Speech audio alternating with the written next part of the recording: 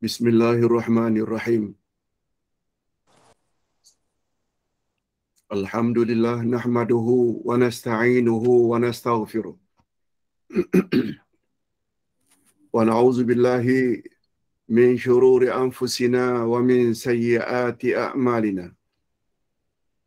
Man yahdihillahu fala mudilla lahu wa man yudlil fala hadiya lahu. Asyhadu an la ilaha illallah wahdahu la syarika lah wa asyhadu anna Muhammadan abduhu wa rasuluh la nabiyya ba'dah.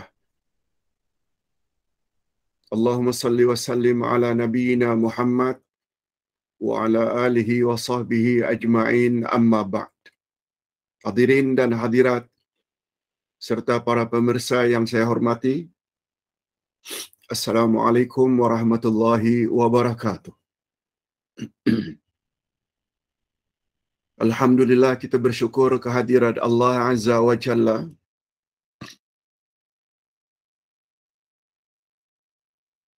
Pada pagi Ahad ini kita isi dengan sesuatu yang sangat bernilai dari sisi Allah Azza wa Jalla. Sebagaimana firman Allah, A'udzubillahi minasyaitonir rajim. Wa idza faraghta fansab. Wa idza faraghta fansab.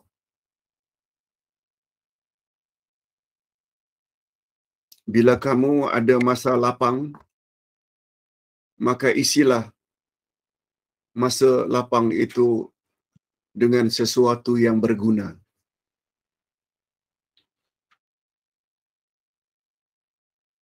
Apabila kamu ada masa lapang,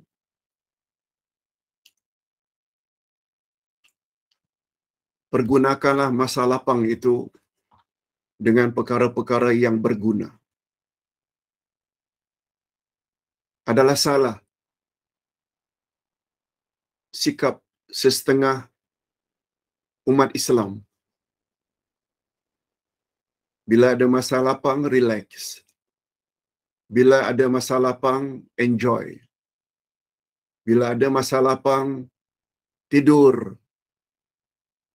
Salah. Itu sebabnya Nabi SAW bersabda, Ni'matani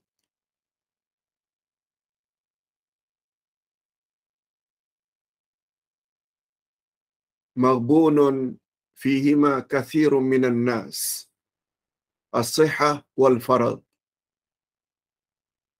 Ada dua nikmat yang sungguh banyak manusia yang tidak pandai mensyukurinya. Ada dua nikmat sungguh banyak manusia yang tidak pandai bersyukur, yang tidak pandai mensyukuri dua nikmat itu. As-sihhah, kesehatan, wal faragh, dan masa lapang.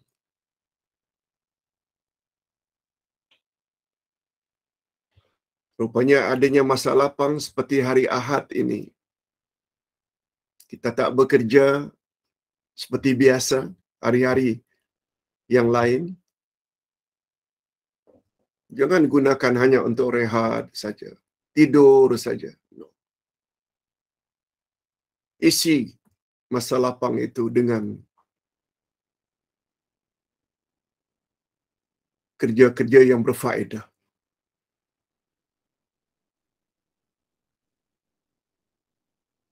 Itu sebabnya dalam hadis yang lain, Nabi SAW bersabda, Irtanim khamsan qabla khamsin.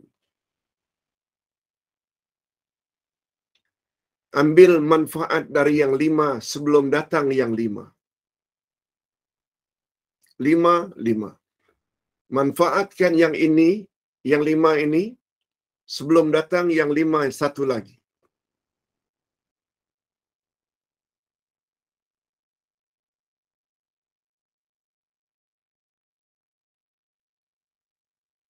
Manfaatkan masa mudamu sebelum datang tua.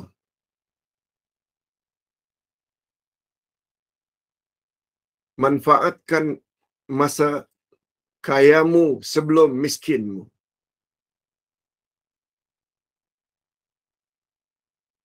Manfaatkan masa sehatmu sebelum datang sakitmu. Manfaatkan masa lapangmu sebelum datang sibukmu. Dan terakhir, manfaatkan masa hidupmu sebelum matimu. Satu di antara 5 perkara yang Nabi suruh agar kita manfaatkan ialah masa lapang sebelum datang masa sibuk. Baik. Pada pagi ini kita akan belajar nama Allah yang ke-40 menurut urutan kuliah subuh kita. Ini adalah kuliah subuh yang ke-40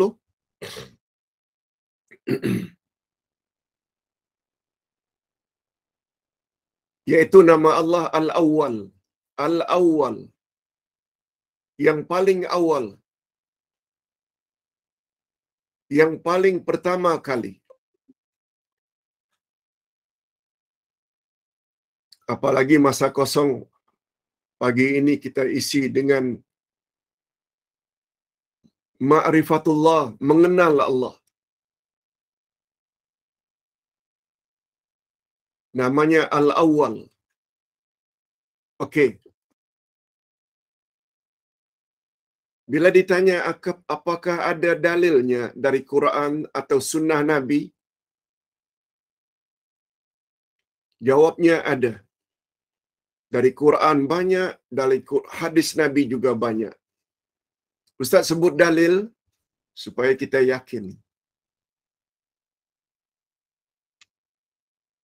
Yang membuat kita yakin, seyakin-yakinnya bila ada dalil. Bukan hanya sekedar cakap-cakap kosong.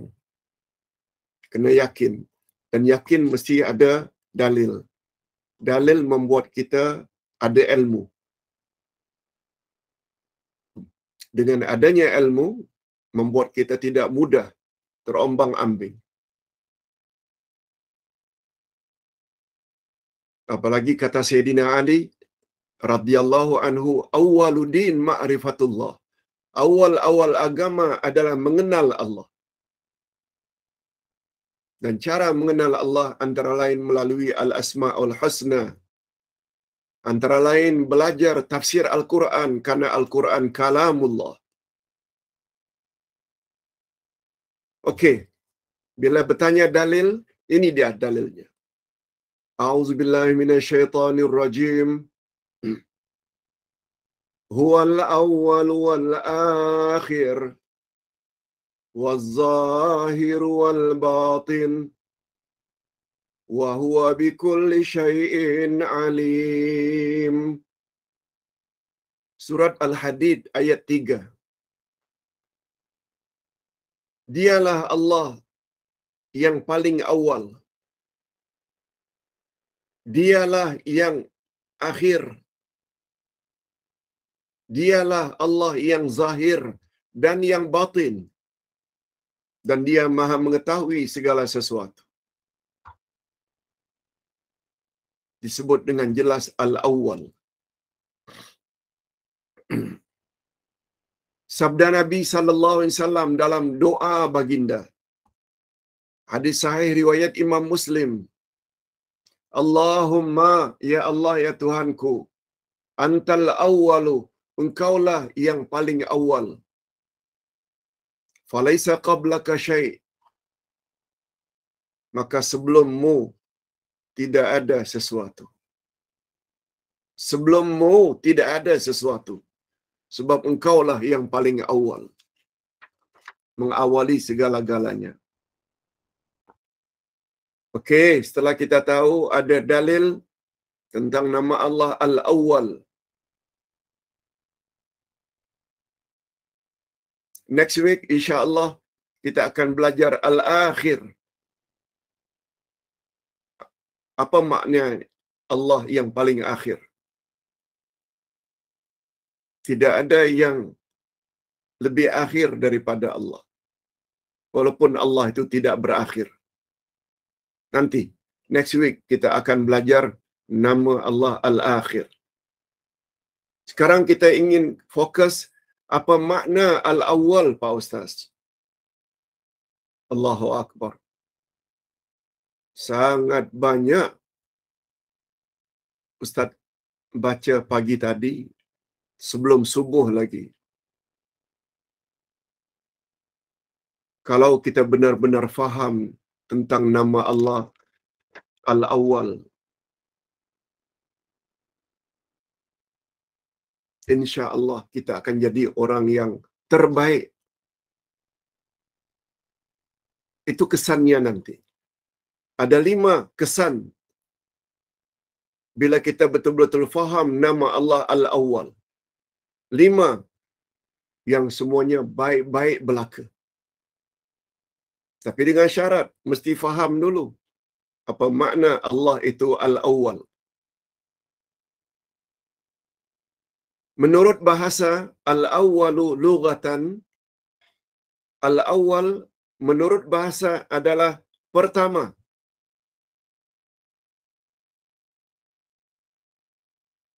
Lawan dari pertama adalah Al-Akhir.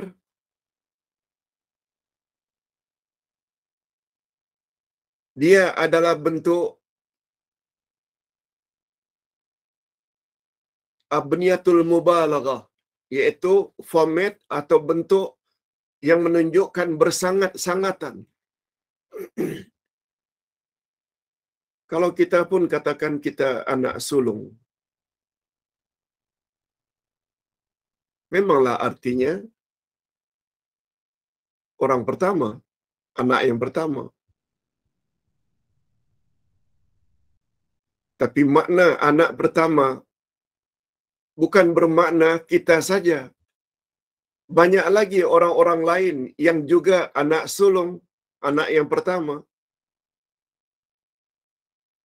Tapi Al-Awwal dan pertamanya Allah tak sama dengan Al-Awwal apa saja.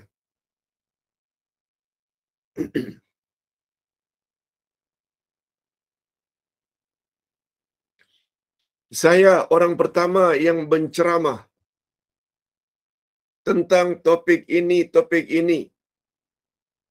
Betul? Dari suatu sisi, awak orang pertama, orang yang awal. Tapi awak telah didahului oleh banyak orang-orang terdahulu. Tapi awalnya Allah tak macam itu. Awalnya membawa makna mutlak.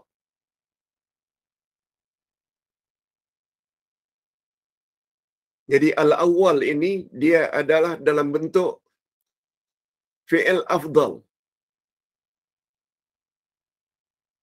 Fi'lul afdal. Iaitu af'al. Menjadi awal, af'al. Macam akbar, aksar, ahsan.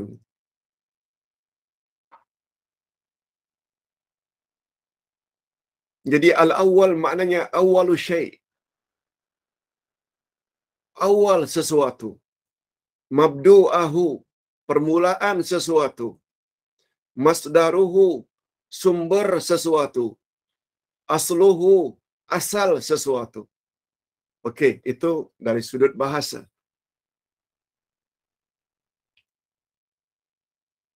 Jadi penggunaan perkataan al-awwal ini dia banyak cabang.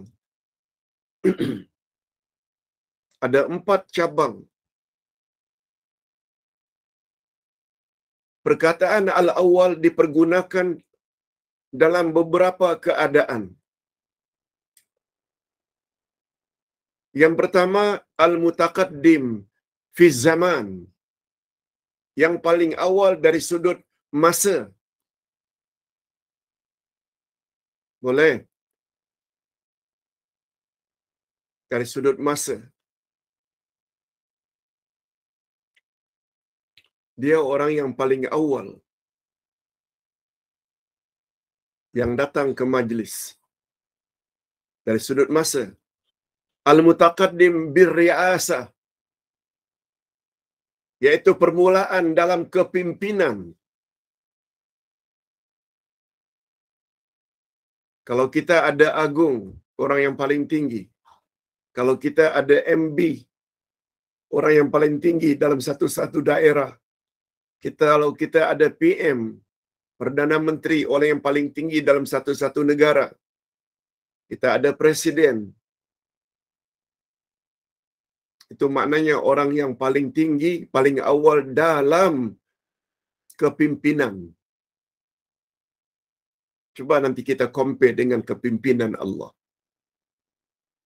Al-mutaqaddim bil wada'i wan nisbah, yaitu permulaan pada keadaan dan membangsakan sesuatu. Dan terakhir, al-mutaqaddim min nizam, permulaan pada undang-undang Allah.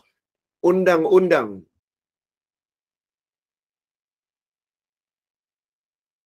Dan bila permulaan itu ditinjau dari semua sudut tadi, masa, kepimpinan, keadaan, dan satu lagi, awal dalam undang-undang, semuanya ini adalah milik Allah.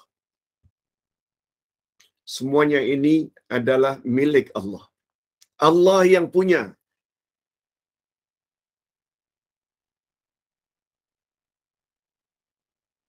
Dari sudut awal, bila ditinjau masa atau waktu, dialah yang paling awal. Waktu saja dia yang cipta. Bila dilihat dari sudut ar-ri'asah, leadership, kepimpinan, semua pemimpin yang ada di dunia ini, Allah yang cipta.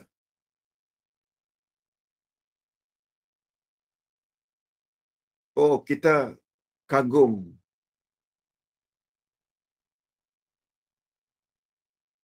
dengan pemimpin yang sudah 3, 4, 5 kali jadi PM.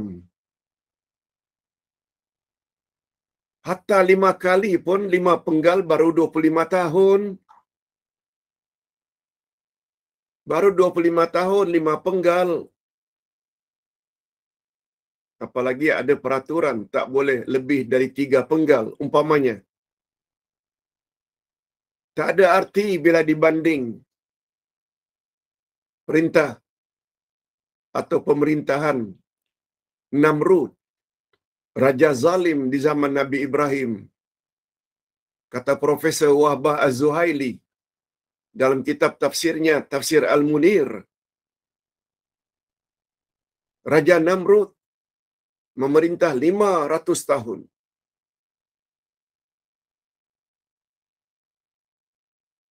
100 penggal. Tapi karena zalimnya, Allah matikan dia hanya gara-gara binatang kecil, nyamuk.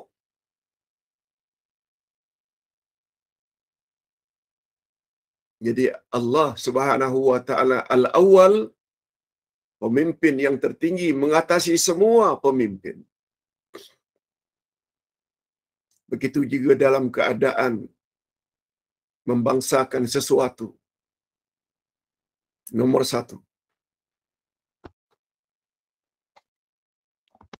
Itu sebabnya dari segala jenis buku, mengapa Al-Quran kita letakkan nomor 1 mengatasi segala-galanya? Sebab Quran kalamullah yang mesti kita awali. Letakkan paling atas sebagai panduan hidup. Oleh sebab itu sangat salah apabila pegang cakap satu-satu ustaz, pegang cakap satu-satu kiai, pegang cakap satu-satu habib, sampai mengatasi ayat Quran,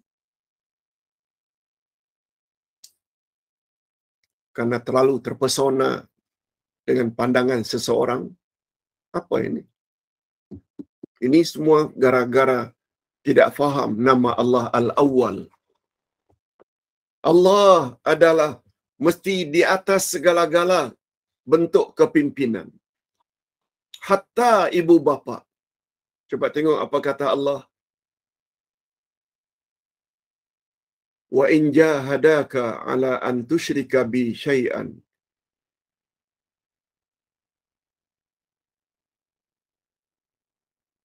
Apabila ibu bapakmu menyuruh kamu agar berbuat syirik, fala tuti'huma.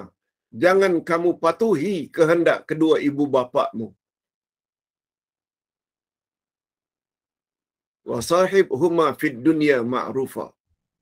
Namun demikian, gauli mereka dengan baik di dunia ini. Tapi perintah mak bapak suruh agar kita buat syirik, jangan patuhi. Walaupun bagi kita ibu bapa itu wajib dipatuhi. Tapi dari sudut kepimpinan, arahan Allah mesti didahulukan. Yes. Begitulah seterusnya. Jadi maksud nama Allah Al-Awwal, ia membawa makna dialah zat yang tidak ada sesuatu pun yang mendahuluinya. Tak ada. Zat dan perintahnya memiliki kedudukan yang tinggi di atas semua atau segala sesuatu. Dialah yang tidak berhajat dan tidak memerlukan bantuan sesiapa pun. Itu dia yang tersirat di dalam nama Allah Al-Awwal.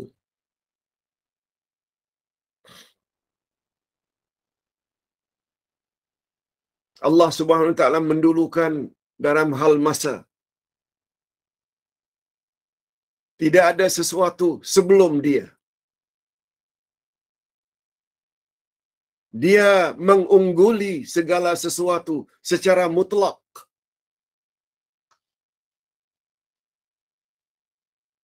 Dia unggul dalam kesempurnaan sifat. Betul. Kita hidup, Allah hidup. Tapi hidup di sisi Allah mengungguli segala kehidupan. Sebab dia hidupnya tidak berawal dengan sesuatu dan tidak berakhir.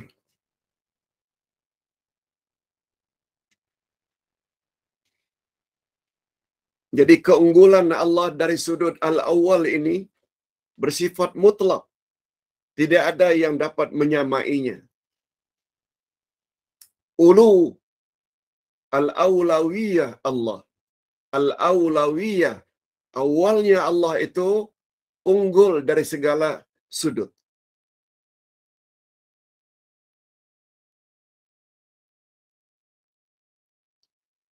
Permulaan Allah itu bersifat mutlak. Sehingga perintahnya mempunyai kedudukan yang sangat tinggi mengatasi segala-galanya. Nah, karena pembahasan kita lebih banyak tidak membahas tentang kesan iman terhadap nama Allah Al-Awwal. Ada kesan tak? Setelah kita beri pencerahan tentang dalil nama Allah Al-Awwal. Satu dari ayat Quran, satu dari hadis Nabi membuat kita yakin. Yang kedua, makna Al-Awwal. Menurut bahasa dan bila dikaitkan dengan nama Allah sebagai Al-Awwal, juga telah dijelaskan. Sekarang kita ingin menilai. Kepahaman kita itu sampai di mana kesannya pada diri. Ada 5 perkara mesti ada kesannya pada diri berkat memahami nama Allah Al-Awwal. Semuanya positif belaka. Bapa-bapa dan ibu-ibu serta para pemirsa yang saya hormati, mudah-mudahan kita termasuk ke dalam golongan ini. Apa dia?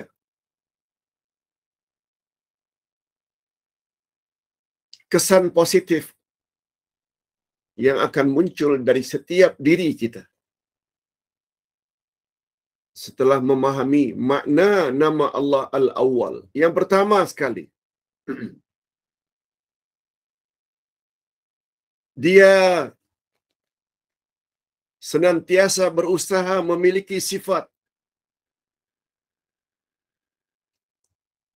yang lebih baik daripada sebelumnya. Kesan iman seseorang dengan nama Allah Al-Awwal membuat diri orang tersebut akan senantiasa berusaha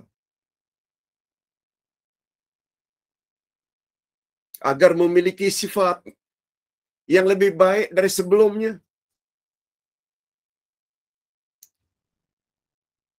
Sebelumnya pemalas menuntut ilmu,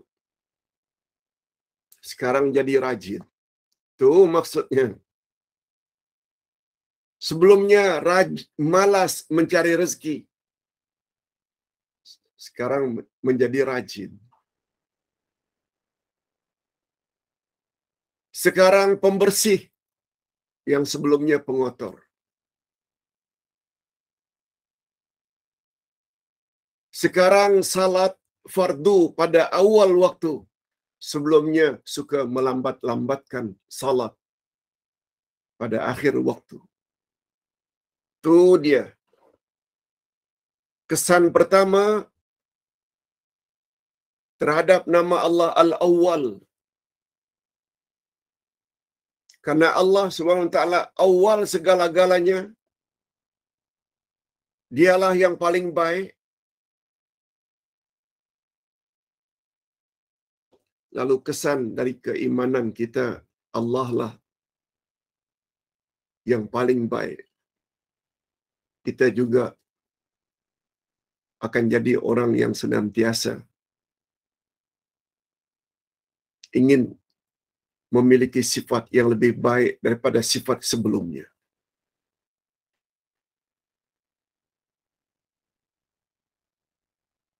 Kalau selama ini mengaku saja muslimat tapi dedah aurat di khalayak ramai, dulu-dulu, sekarang tutup aurat di khalayak ramai. Kalau sebelumnya sebagai suami,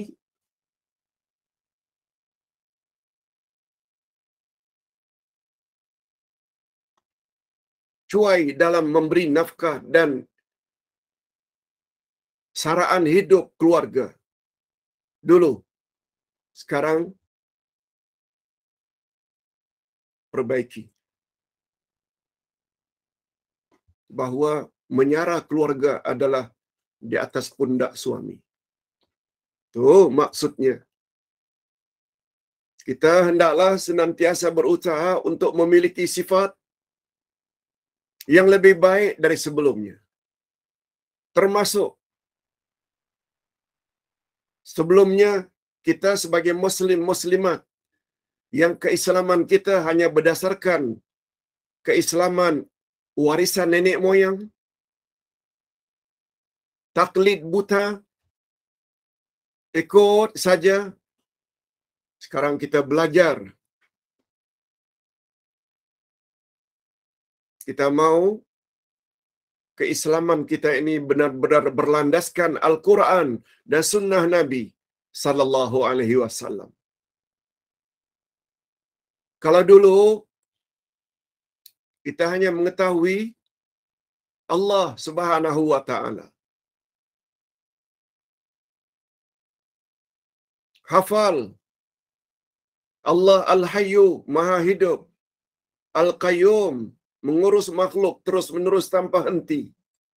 Allah Maha mendengar, Sami. Allah Maha melihat, Al-Basir. Dulu. Sekarang kita belajar secara detail. Apa makna Allah? Apa makna Ilah? Apa makna Ar-Rahman? Apa makna Ar-Rahim? Apa beza antara Ar-Rahman dengan Ar-Rahim? Detail. Itu maknanya kita berusaha untuk jadi lebih baik daripada sebelumnya.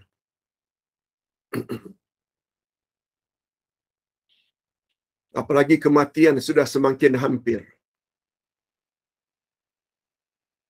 Setiap hari memanglah umur bertambah. Tapi ia juga membawa makna setiap hari semakin dekat masuk kubur. Semakin dekat untuk exam. Exam apa Pak Ustaz? Mukar wa nakir akan tanya, man rabbuka? Wa man nabiyuka? Wa ma dinuka? Boleh jawab atau tidak? Dan yang jawab itu adalah amalan. Dan amalan yang sempurna mesti amal yang berasaskan ilmu. Okey, itu satu.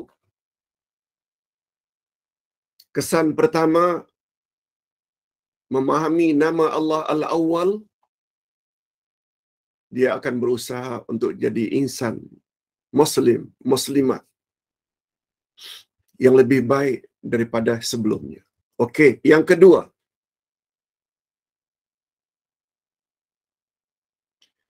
Yang kedua, dia yakin kesempurnaan hanya milik Allah. Dan dia yakin semua akan kembali kepada Allah. Ustaz ulang. Jika manusia menyadari bahwa asalnya daripada tanah, sebab Nabi Adam dicipta daripada tanah.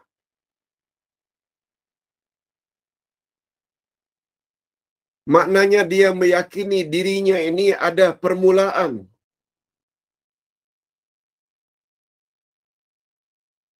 Dan dirinya juga ada penutupan.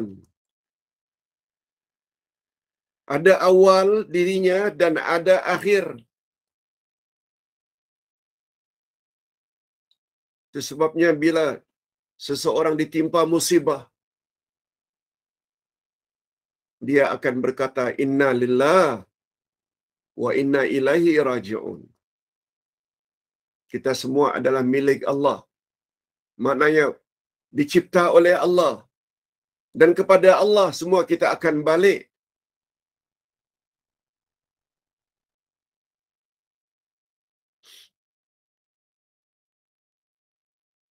Allah Subhanahu Wa Taala tidak berhajat atau memerlukan kepada sifat maaf.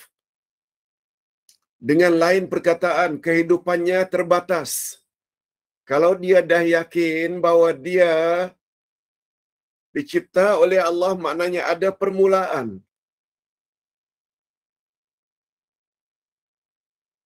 Itu bermakna dia tahu dirinya sangat terbatas. Hidup di atas muka bumi ini sangat terhad. Apalagi Nabi Muhammad sallallahu alaihi wasallam bersabda, A'maru ummati baina sittin wa sab'in. Umur umatku adalah antara 60 ke 70. Bukankah itu maknanya kehidupan kita di dunia ini sangat terbatas? Ada masanya akan berakhir.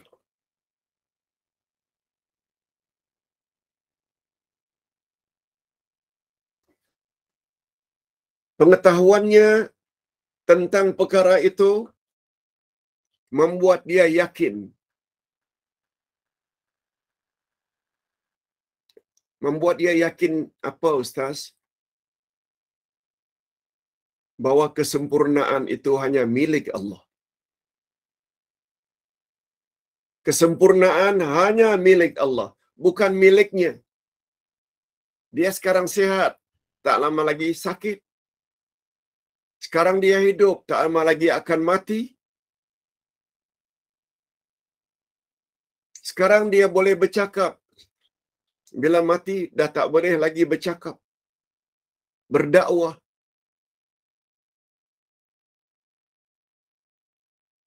Mengapa berdakwah mesti tunggu mati?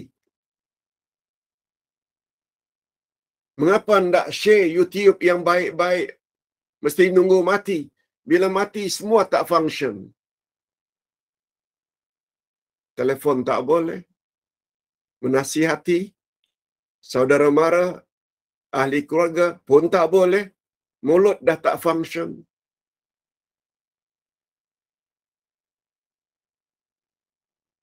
Ndak share WhatsApp dah tak boleh, jari tak boleh digerak lagi. Mengapa tunggu itu? Selagi hayat di kandung badan, gunakan masa sebaik-baiknya. Jangan malas.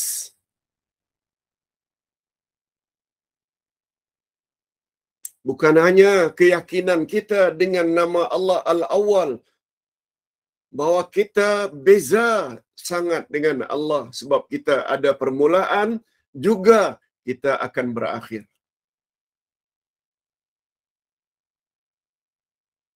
Apalagi berakhirnya insan tak sama sebagaimana berakhirnya pokok yang tombang, hancur, habis perkara. Insan tidak. Bila hidupnya berakhir, mati, masuk kubur, dia akan ditanya, Man Rabbuka? Wa man nabiyuka? Wa ma dinuka? Soalan-soalan tersebut perlu kita buat persiapan. Jawabannya selagi hayat di kandung badan. Jangan tunggu.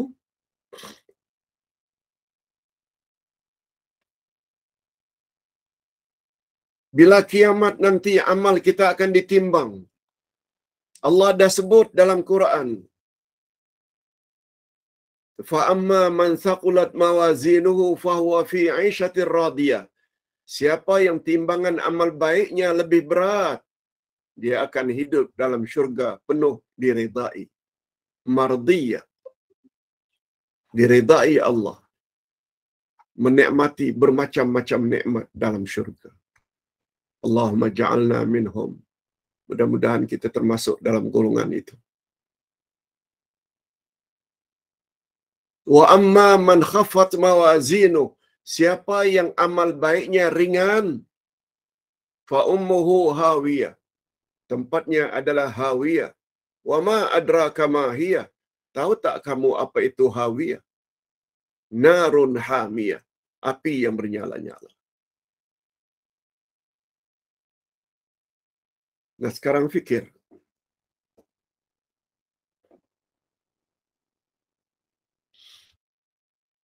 Ingin jadi orang yang apabila timbangannya itu amal baiknya lebih berat atau amal baiknya lebih ringan? Fikir dari sekarang sebelum mati.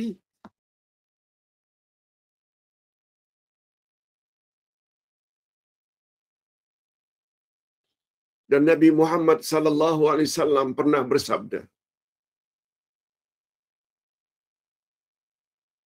amal yang paling memberatkan, menolong beratnya amalan baik kita, membuat dia jadi berat, adalah takwa.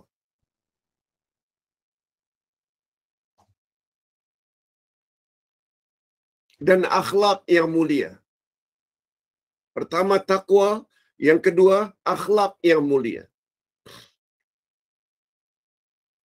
Sabda Nabi sallallahu alaihi wasallam, "Athqalu ma yuzanu bil 'abdi yaumal qiyamah at-taqwa wa husnul khuluq." Sesuatu yang paling menolong memberatkan timbangan amal baikmu dalam timbangan hisab hari akhirat, yang paling memberatkan adalah takwa dan akhlak yang mulia. Apa makna takwa? Buat suruhan Allah, jauhi larangan Allah. Yang selama ini tidak salat, mula salat. Yang selama ini salat suka dilambat-lambatkan, lakukan salat pada awal waktu. Selama ini suka mendedahkan aurat di khalayak ramai, tutup aurat. Selama ini durhaka pada suami, robah jadi suami, jadi taat kepada suami. Selama ini suami yang tidak menyara isteri sewajarnya, bakhil, lokek, robah keadaan. Selama ini tidak bimbing ahli keluarga, bimbing ahli keluarga daripada azab Allah. Yes, itu dia. Itu makna takwa. Kalau selama ini pernah buat zina, minum arak, berjudi, mengumpat, durhaka pada mak bapak, hentikan segera. Itu dia takwa. Sebagaimana definisi takwa menurut Sayyidina Ali, al-imtithalu bil awamir walijtinabu bin nawahi. Buat apa yang Allah suruh, jauhi apa yang Allah larang. Dan sukar untuk mendapat sifat takwa kalau dalam hidup tidak jadikan Quran sebagai panduan. Bila Quran tidak jadikan sebagai panduan. Kalau ditanya mengapa Pak Ustaz? Allah Subhanahu wa taala sebut awal-awal Quran, zalikal kitabu la raiba fi hudal lil muttaqin. Inilah kitab Al-Quran, tiada keraguan di dalamnya, pedoman bagi orang yang bertakwa. Maknanya nak mencapai derajat takwa sukar bila tak jadikan Quran sebagai panduan. Tapi Ustaz, Quran bahasa Arab kami tak faham. Ustaz dah tolong dah tafsirkan tafsir Al-Furqan. Jilid 1, 2, 3, 4 sampai 16 juzuk dah ditafsirkan. Ditambah dengan juz yang ke-30. Tak boleh buat alasan lagi dah. Sudah ada orang tolong menafsirkan Quran. Oh, kami selama ini tak kenal Ustaz Al-Asma'ul Husna. Dah ditolong buat buku sampai 900 muka surat. Tidak mudah kerja menulis. Sekarang kita membaca pun tak mau. Allahu Akbar. Memahami makna nama Allah Al-Awwal, kita hendaklah yakin kesempurnaan hanya milik Allah. Dan kepada Allah semua kita akan balik. Inna lillahi wa inna ilaihi raji'un. Ustaz ulang sekali lagi. Sesuatu yang paling menolong memberatkan timbangan amal baikmu di akhirat nanti adalah takwa dan husnul khuluq.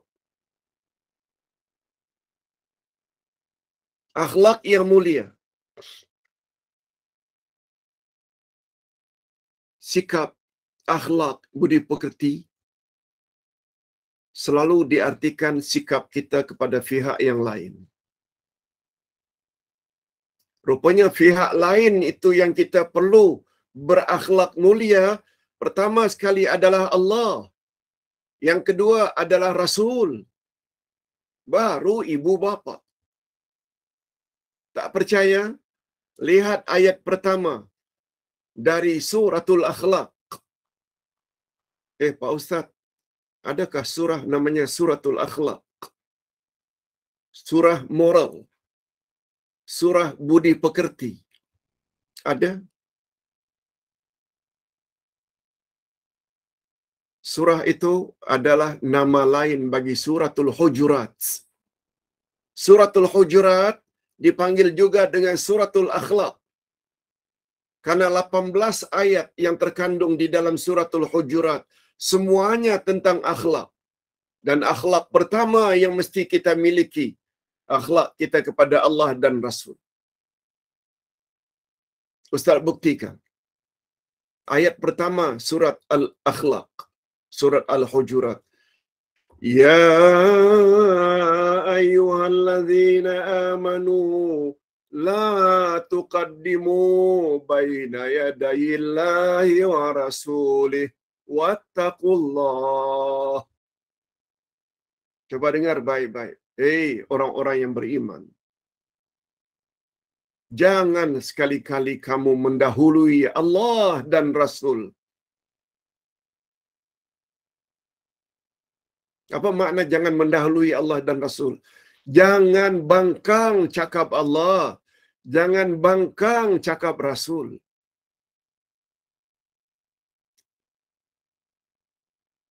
Wattaqullah. Bertakwalah kamu kepada Allah. Takutlah kamu kepada Allah. Buatlah apa yang Allah suruh. Jauhi apa yang Allah larang. Itu dia pihak yang kita sepatutnya berakhlak baik terlebih dahulu sebelum kita berakhlak mulia kepada ibu bapa. Allah dan Rasul dahulu. Allah yang cipta kita dengan sempurna. Allah supply segala keperluan dan hajat kita sehingga kita boleh hidup sehat, selesa. Allah. Nabi Muhammad sallallahu alaihi wasallam bimbing kita cara ibadat yang betul kepada Allah. Sehingga dengan demikian kita layak mendapat ganjaran dan masuk syurga.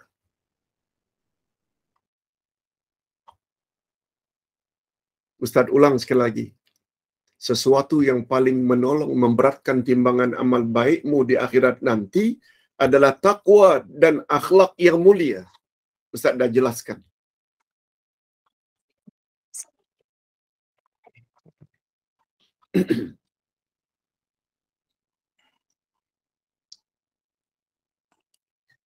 Allah Subhanahu wa taala berfirman dalam Al-Quran.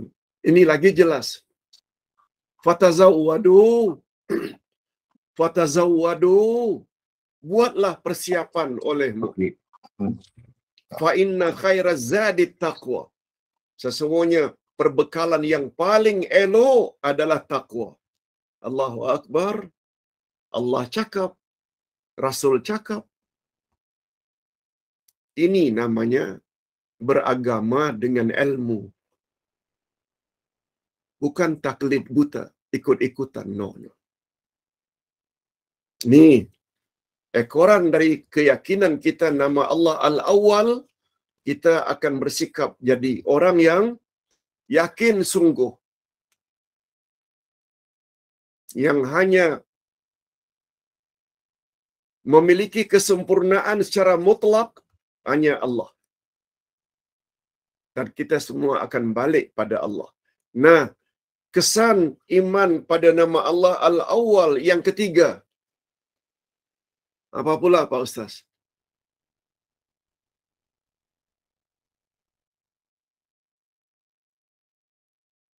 Dia akan jadi orang yang yakin bahwa ketaatannya kepada Allah semuanya itu kembali kepada taufik Allah. Bukan ditentukan semata-mata oleh usahanya. Ini lain lagi.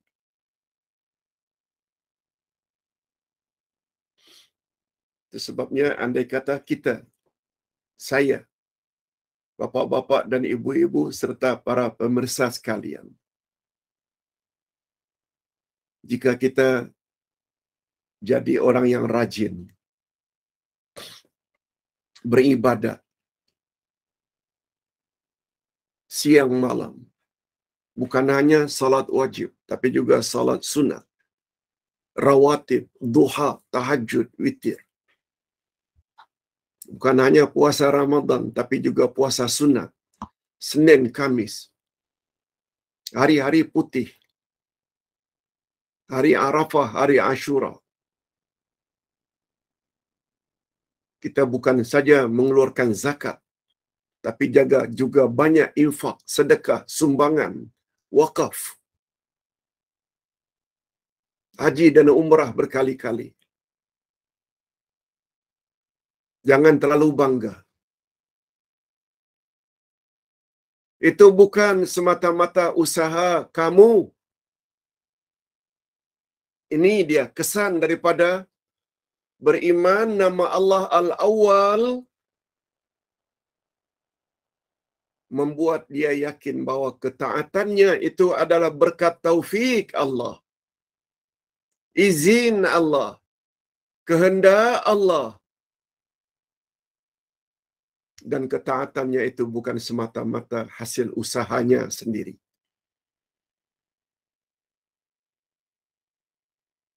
Memang kita disuruh berusaha. Tapi usaha kita bukan penentu.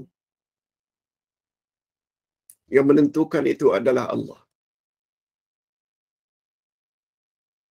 Itu sebabnya zikir yang cukup istimewa sehingga mendapat gelaran perbendaharaan syurga, iaitu hauqala, la haula wala quwwata illa billah. Tidak ada daya kita, tidak ada kekuatan kita kecuali dengan taufik Allah.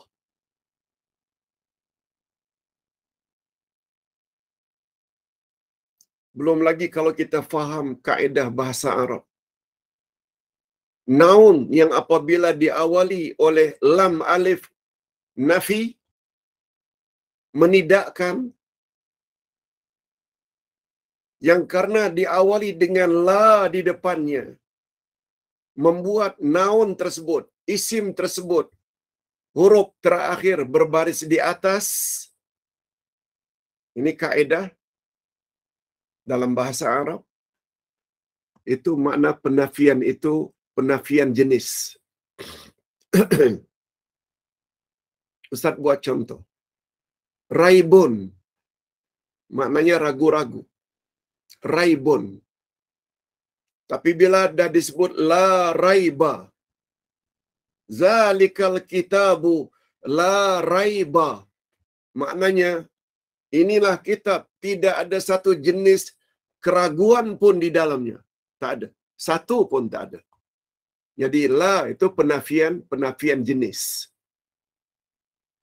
Ilahun, Tuhan yang berhak disembah, ilahi. Tapi bila kita zikir la ilaha illallah, mengapa ilahun jadi ilaha? Karena penafian la di depannya penafian jenis. Tidak ada satu jenis Tuhan pun yang berhak disembah melainkan Allah. Tuhan dari batu ke, dari kayu ke, dari emas ke, dari tembaga, semuanya tidak ada yang layak disembah kecuali Allah. Yes, itu faedahnya mengapa ilah itu akhirnya menjadi ilaha, karena diawali dengan la di depan. Nah, kita berbalik. Haulun, daya, tenaga. Quwwatun, kekuatan. Mengapa kita jadikan la haula wala quwwata? Tidak ada satu pun jenis daya yang kita miliki. Wala quwwata, tidak ada satu pun jenis kekuatan yang kita miliki. Illa billah, kecuali dengan taufik Allah. Allah yang dorong, yang bangunkan kita pagi-pagi buat tahajud, witir, salat subuh awal waktu, sedia pula di depan laptop atau televisyen atau komputer dengar ceramah ini bukan usaha kita semata-mata. Dia ada campur tangan Allah yang disebut dengan taufik Allah. Yes, dia akan memberi kesan macam itu. Oleh sebab itu, taat macam manapun kita kepada Allah tidak membuat kita jadi riak, tidak membuat kita jadi riak dan sombong. Nah, yang keempat, kesan iman kita kepada nama Allah Al-Awwal.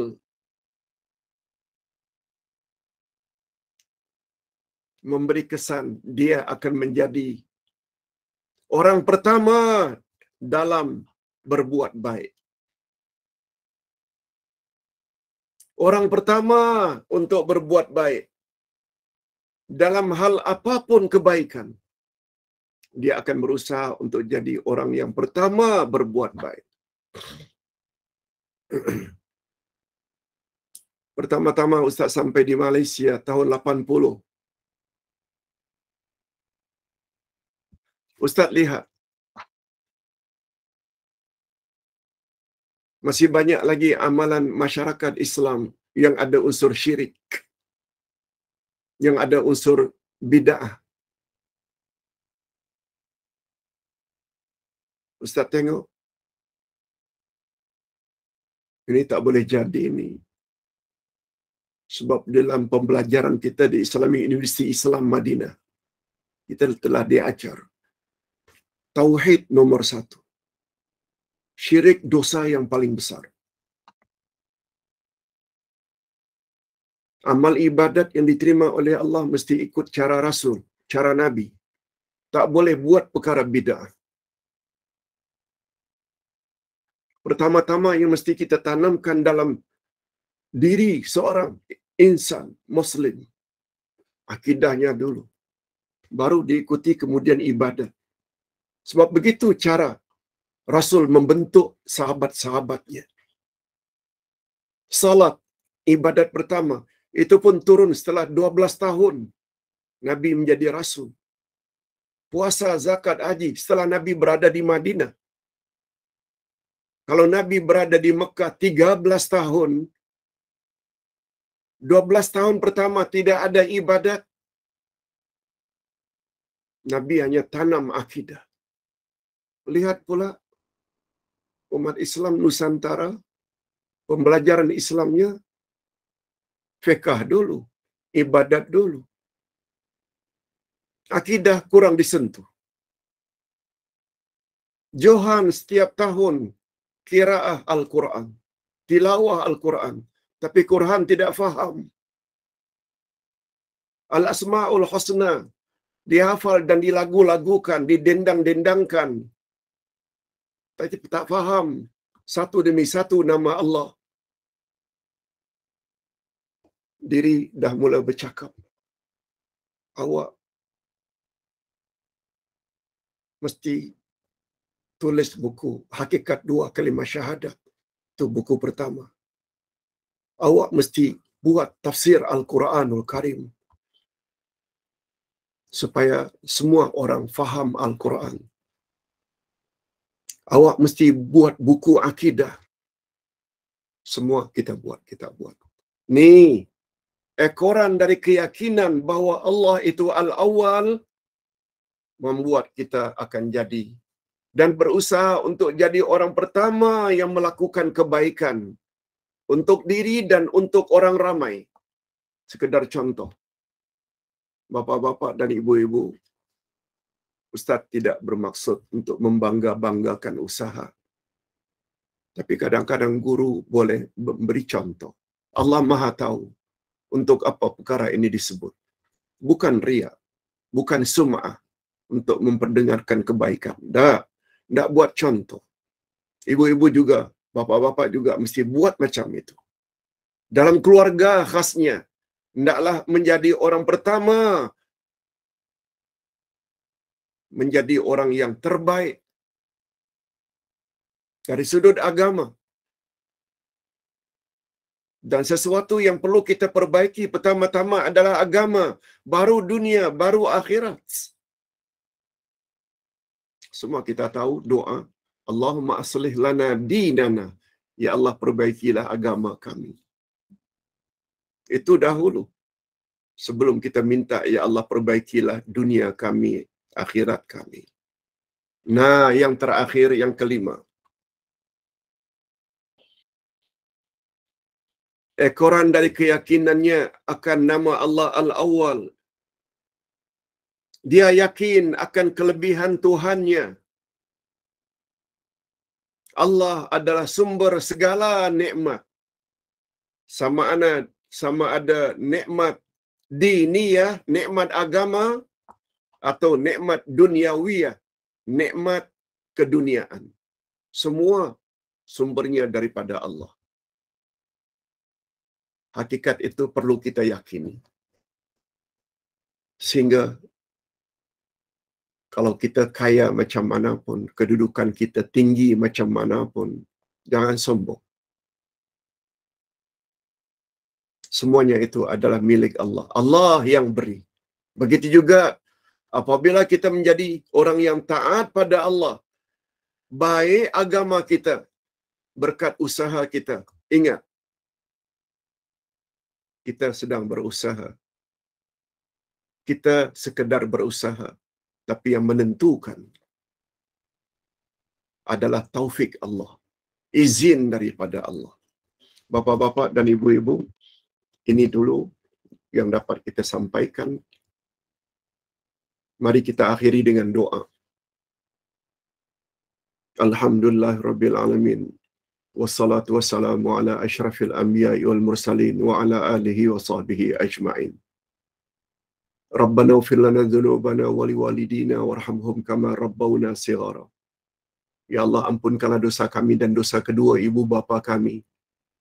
Dan cucurilah mereka rahmat-Mu, kasih sayang-Mu, sebagai mereka telah didik kami sejak dari kecil. Rabbana hab lana min azwajina wa dzurriyyatina qurrata a'yun waj'alna lil muttaqina imama. Ya Allah, berilah kami pasangan hidup dan zuriat keturunan yang menyedapkan pandangan mata dan hati kami, dan jadikanlah kami pemimpin bagi orang-orang yang bertakwa. Ya Allah, Engkau telah menyebut dalam Al-Quran, begitu juga diperjelaskan oleh Nabi-Mu, bahwa perkara yang paling menolong memberatkan timbangan amal baik kami di akhirat nanti adalah takwa dan akhlak yang mulia. Oleh sebab itu, berilah kami kekuatan, Ya Allah, supaya kami menjadi orang-orang yang bertakwa, orang yang berakhlak mulia, terutama berakhlak mulia terhadap Allah, terhadap Rasul, terhadap ibu bapa, dan terhadap sesama Muslim. Ya Allah, ya Tuhan kami, pada pagi ini kami telah belajar nama-Mu Al-Awwal. Permulaanmu adalah permulaan yang mutlak. Kesempurnaanmu adalah kesempurnaan yang mutlak. Oleh sebab itu, 5 kesan iman kami terhadap nama-Mu Al-Awwal, sebagaimana yang telah dijelaskan tadi. Berilah kami taufik-Mu, Ya Allah, agar kami mendapat kelima-lima kesan tersebut yang positif belaka. Sebab kami yakin, la haula wa la quwata illa billah. Kami tiada daya, kami tidak ada kekuatan untuk menjadi insan yang sempurna dalam pandangan-Mu, kecuali dengan izin dan kehendak-Mu. Wa sallallahu ala nabiyyina Muhammad wa ala alihi wa sahbihi ajma'in. Subhana rabbika rabbil izzati amma yasifun. Wa salamun alal mursalin walhamdulillah rabbil alamin. Amin. Subhanakallahumma wa bihamdik, asyhadu an la ilaha illa anta astaghfiruka wa atubu ilaik. Assalamualaikum warahmatullahi wabarakatuh. Salam.